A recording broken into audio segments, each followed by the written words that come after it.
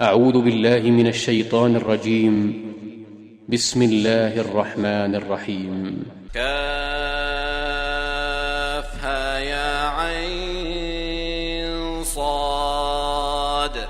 ذكر رحمة ربك عبده زكريا إذ نادى ربه نداء خفيا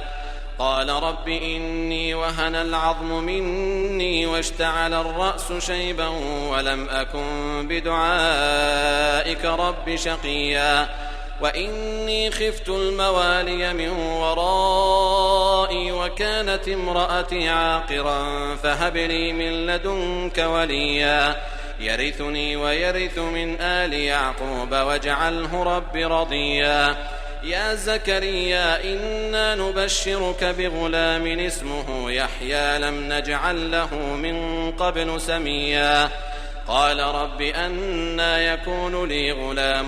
وكانت امرأتي عاقرا وقد بلغت من الكبر عتيا قال كذلك قال ربك هو علي هين وقد خلقتك من قبل ولم تك شيئا قال رب اجعل لي آية قال آيتك ألا تكلم الناس 3 ليال سويا فخرج على قومه من المحراب فأوحى إليهم أن سبحوا بكرة وعشيا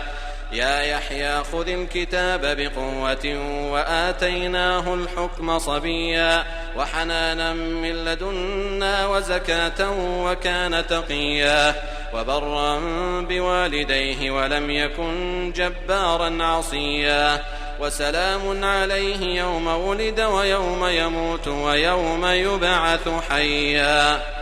واذكر في الكتاب مريم إذ انتبذت من أهلها مكانا شرقيا فاتخذت من دونهم حجابا فأرسلنا إليها روحنا فتمثل لها بشرا سويا قالت إني أعوذ بالرحمن منك إن كنت تقيا قال إنما أنا رسول ربك لأهب لك غلاما زكيا قالت أنى يكون لي غلام ولم يمسسني بشر ولم أك بغيا قال كذلك قال ربك هو علي هين ولنجعله آية للناس ورحمة منا وكان أمرا مقضيا فحملته فانتبذت به مكانا قصيا فأجاءها المخاض إلى جذع النخلة قالت يا ليتني مت قبل هذا وكنت نسيا منسيا فناداها من تحتها ألا تحزني قد جعل ربك تحتك سريا وهزي إليك بجذع النخلة تساقط عليك رطبا جنيا فكلي واشربي وقري عينا فإما ترين من البشر أحدا فقولي إني نذرت للرحمن صوما فلن أكلم اليوم إنسيا فأتت به قومها تحمله قالوا يا مريم لقد جئت شيئا فريا يا أخت هارون ما كان أبوك امرأ سوء وما كانت أمك بغيا فأشارت إليه قالوا كيف نكلم من كان في المهد صبيا قال إني عبد الله آتاني الكتاب وجعلني نبيا وجعلني مباركا أينما كنت وأوصاني بالصلاة والزكاة ما دمت حيا وبرا بوالدتي ولم يجعلني جبارا شقيا والسلام علي يوم ولدت ويوم أموت ويوم أبعث حيا ذلك عيسى ابن مريم قول الحق الذي فيه يمترون ما كان لله أن يتخذ من ولد سبحانه إذا قضى أمرا فإنما يقول له كن فيكون وإن الله ربي وربكم فاعبدوه هذا صراط مستقيم فاختلف الأحزاب من بينهم فويل للذين كفروا من مشهد يوم عظيم أسمع بهم وأبصر يوم يأتوننا لكن الظالمون اليوم في ضلال مبين وأنذرهم يوم الحسرة إذ قضي الأمر وهم في غفلة وهم لا يؤمنون إنا نحن نرث الأرض ومن عليها وإلينا يرجعون واذكر في الكتاب إبراهيم إنه كان صديقا نبيا إذ قال لأبيه يا أبت لم تعبد ما لا يسمع ولا يبصر ولا يغني عنك شيئا يا أبت إني قد جاءني من العلم ما لم يأتك فاتبعني أهدك صراطا سويا يا أبت لا تعبد الشيطان إن الشيطان كان للرحمن عصيا يا أبت إني أخاف أن يمسك عذاب من الرحمن فتكون للشيطان وليا قال أراغب أنت عن آلهتي يا إبراهيم لئن لم تنته لأرجمنك واهجرني مليا قال سلام عليك سأستغفر لك ربي إنه كان بي حفيا وأعتزلكم وما تدعون من دون الله وأدعو ربي عسى ألا أكون بدعاء ربي شقيا فلما اعتزلهم وما يعبدون من دون الله وهبنا له إسحاق ويعقوب وكلا جعلنا نبيا ووهبنا لهم من رحمتنا وجعلنا لهم لسان صدق عليا